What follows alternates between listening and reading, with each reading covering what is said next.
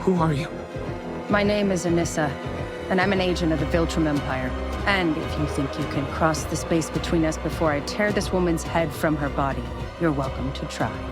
Those who have only seen the Invincible animated series know her as a ruthless Viltrumite, while those who have read the comics know her as one of the most despicable villains in pop culture. Whatever your opinions are, we're gonna tell you the full story of Anissa in this video, and as a warning, there are major spoilers ahead.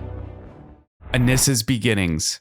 So to start things off, all you need to know about Anissa's origins is that she's pretty much your typical pure Viltrumite warrior, in that she possesses everything you'd expect of someone from their species. For one, she's long-lived. She's been around for hundreds of years, even prior to the start of the series. For another, like most pure-blooded Viltrumites, Anissa went through the Empire's whole indoctrination system, which turned her into an absolute unit on the battlefield, basically a living weapon built for war and conquest. Then there's finally the power set, which you probably know already, such as flight, super strength, super speed, the whole package of Viltrumite qualities. However, Anissa's story truly begins after the events that saw Nolan Grayson, aka Omni-Man, go from Earth's greatest superhero to its most hated traitor. Sometime after Nolan killed the Guardians of the Globe, beat his son to a bloody pulp, and seemingly left the big blue marble for good, the rest of the Viltrumite Empire caught wind of what went down on Earth, which prompted them to find a replacement Viltrumite conqueror in charge of subduing the planet. And so they decided to continue their conquest of Earth. Who better to handle the job than his Viltrumite son Mark Grayson, the superhero known as... This is where Anissa comes in. You see, she was tasked with coercing Mark to take over his father's old role and put Earth to heal in the name of the Viltrumite Empire. As is the way of her people, Anissa paid Mark an unwelcome visit while the half-Viltrumite boy was having a quiet lunch out with his mom, Debbie. Of course, Anissa was well aware that Mark wouldn't just slide her into his schedule, so to convince him to come with her, she basically held Debbie hostage, which then forced Mark to agree to talking with this Viltrumite. They fly high up into the sky, and Anissa informs Mark that he should help the Viltrumite Empire assimilate Earth. And what a sales pitch it was too, as Anissa told Mark that having Earth join the fold will basically get rid of war, sickness, and death on the planet. And just to appeal to Mark's soft side, Anissa even told Mark about what happened to the Viltrumites when the Scourge virus was set loose on them. You can easily tell by now that Anissa was posing less as an enforcer than she was an envoy for the Viltrumites at this point. And when you find out that Anissa volunteered to assist Mark when Cecil Stedman gave him a call to rescue a cruise ship being attacked by a kaiju, then you might be correct in assuming that Anissa was a pretty good diplomat. Well, that is until you find out what she did after the whole deal with the cruise ship wrecking kaiju. Yeah, Anissa basically did Invincible's job for him during this mission. Afterwards though, she and Mark would continue their conversation about him joining the Empire's ranks, and Mark would ultimately refuse the offer. And it's here that we find out that Anissa is no different than the rest of her species, because upon hearing Mark's refusal, she proceeded to give him a quote-unquote warning about what would happen if he kept on denying the Empire's advances. Afterwards telling him that in about 5 months or 5 years, a different Viltrumite agent will check in on him, and they were not going to be as reasonable as Anissa. So that's the Viltrumite way of being reasonable. Wow. Anyway, Anissa ultimately left Mark and went back to their Viltrumite mothership. She reported how negotiations with the boy went to Craig, her superior. Despite Mark's adamant refusal to join the Empire, Anissa was pretty convinced that he was going to come around sooner or later, especially when he realizes what would happen if he doesn't. Anissa guards a jail.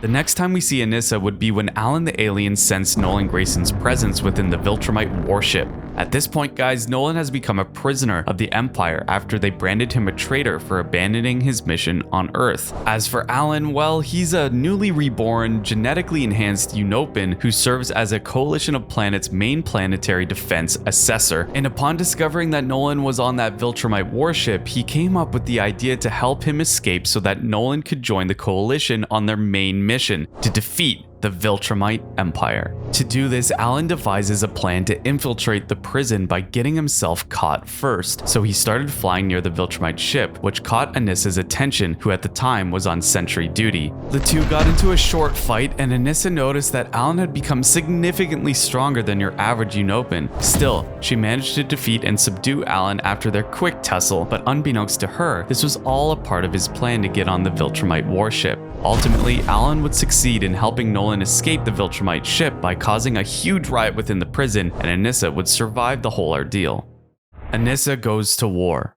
Some time would pass and the Viltrumites would catch wind of the Coalition's plan on mounting a full-on offensive against them, so the Empire decides to conduct a preemptive assault on their enemies instead. They head for Telescria, the Coalition's home base, and attack it. Here, we see Anissa get hold of the superhero Tech Jacket, whom she nearly kills if not for the Coalition leader Thetis' interference. Anissa would then proceed to fight both Thetis and Tech Jacket, but Nolan rescues them. Now, Viltrumites don't easily back down, and Anissa isn't an exception to that. She fights Nolan too, but ultimately retreats when she and the other Viltrumites realize that their preemptive strike has gone foobar after Invincible and Oliver Grayson and Kid Omni-Man destroyed their mothership. Under the orders of Thrag, Grand Regent of the Viltrumite Empire, Anissa and the rest of her comrades fall back to their home planet to mount a defense against the incoming Coalition attack. Not long after that, the combined forces of the Coalition descend upon Viltrum and another grueling skirmish ensues. Anissa holds her own against Omni-Man during the initial clash, but she also bears witness to Viltrum's destruction when Mark, Nolan, and Thetis literally blew a hole through the planet. Still, Anissa survives. She even gets her hands on Allan the alien as the battle continues. Ultimately though, Thrag would decide to leave Nolan and Mark alive before commanding a retreat. At the end of the war, the Grand Regent would cut a deal with the Graysons to allow the remaining pure-blooded Viltrumites, Anissa included, to stay on Earth and interbreed with humans to replenish their population. Being a loyal Viltrumite warrior she is, Anissa would do as she's told and try to bear half-human, half-Viltrumite children for the Empire, but it doesn't exactly go as planned. Anissa's dating problems.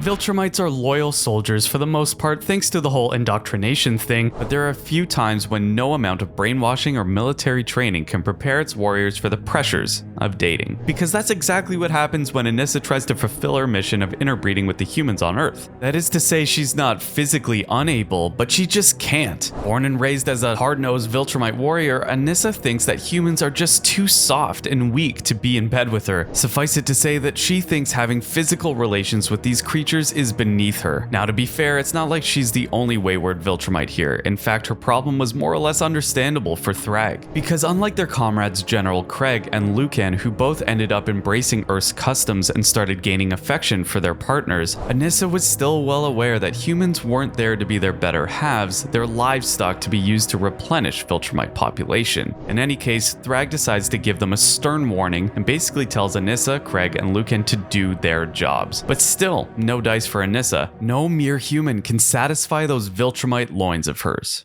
Now, at this point in the story, the Viltrumites have installed a base on the moon. One day, Anissa would be one of the warriors to discover that Nolan is the son of the former Viltrumite Emperor, Argal. Because of this, Thrag tried to assassinate Nolan, deeming him to be unfit to lead the Viltrumites. However, Anissa and her comrades decide to honor the rules of succession, so they turn on Thrag instead. Anissa and the other Viltrumites suggested executing Thrag, but Nolan, now dubbed as their new leader, decided against this and opted to exile Thrag.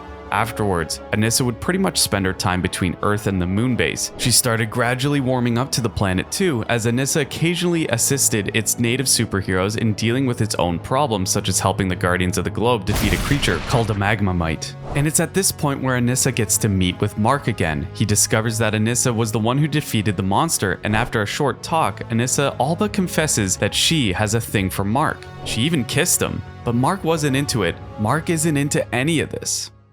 Anissa's greatest crime.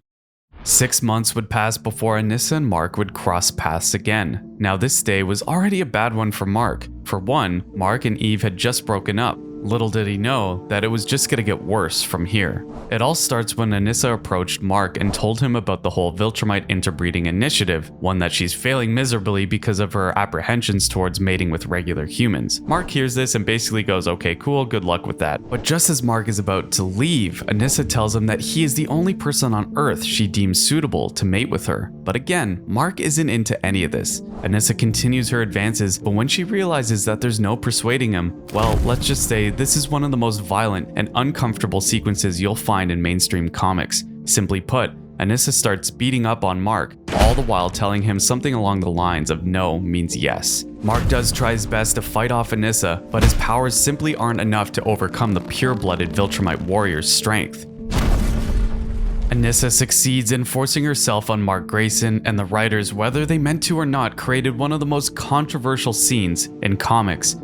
Sometime later, Anissa would be the one to discover Monster Girl's unconscious body floating around in space after she and Robot basically broke up, refusing to join his new regime as Earth's supreme dictator, ultimately leading to Robot launching Monster Girl out of an airlock. Mark would see Anissa on the Viltrumite moon base after this, and all he can do is tremble at the sight of his abuser. And if you don't already hate Anissa at this point, you're probably going to after you find out that she continued to emotionally and psychologically torture Mark during these chance encounters. Shortly after that, Anissa would accompany Nolan to meet with one of Robot's drones. The new Viltrumite Emperor and the Supreme Dictator of Earth would come to an agreement that prevented any hostilities between them. Mark learns about this and starts attacking Robot's drone right then and there, but Nolan convinces him to stop. Anissa would try to help Mark get on his feet after the short tussle with the drone, but of course he isn't having any of it. It all comes to a head just a day later when Mark runs into Anissa, and out of all that pent-up anger and trauma, he slams her into the wall and tries to choke her. Nolan tries to stop Mark, but he won't listen. Anissa even tells Mark that getting physical just ended up turning her on, and that maybe she'd meet Mark again. This causes him to freeze in place, shocked with what he just heard. In the end though, Mark let her go, all the while keeping what Anissa did to him from Nolan a secret. Anissa Becomes a Mom.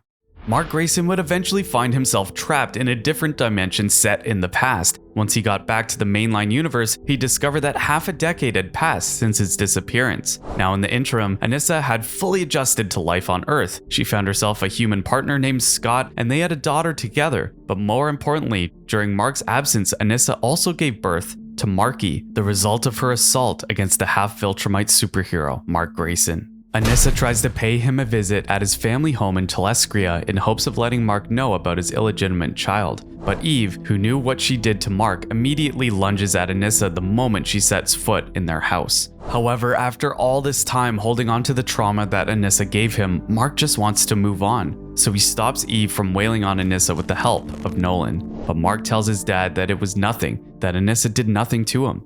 Nolan heeds his son's words and tells Anissa to leave at once. And she does.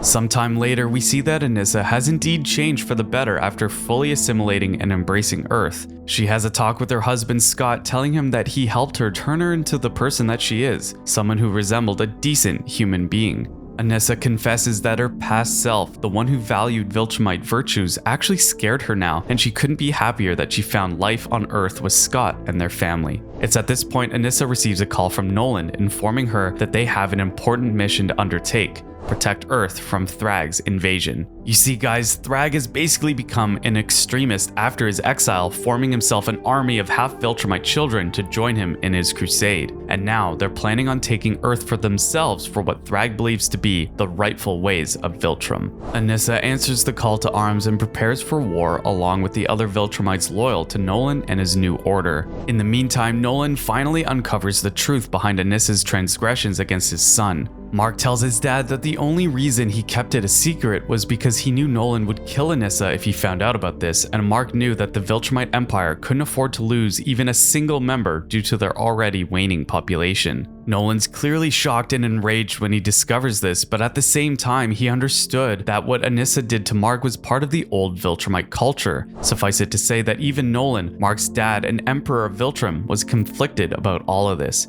In the end, however, as a small consolation, he tells Mark that the old Anissa is gone. Earth has changed her significantly for the better, and after hearing this, Mark is left just as conflicted as his dad. The End of Anissa.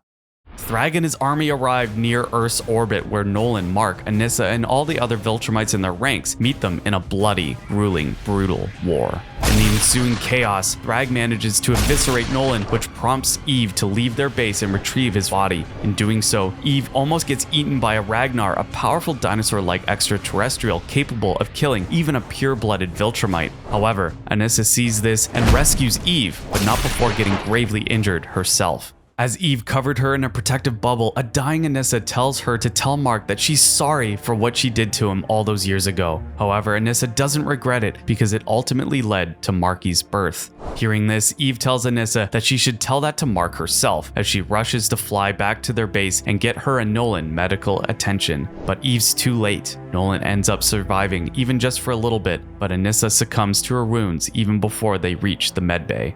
On the bright side, however, Anissa wasn't lying when she said that Marky's a real blessing, because in the final issue of this series, we discovered that he takes on his dad's superhero mantle to become Kid Invincible. Hey, with all the darkness surrounding Anissa's life, it's great to know that at least there was a glimmer of light that came out of it. And with that comes the end of one of Invincible's most controversial and admittedly most complex characters.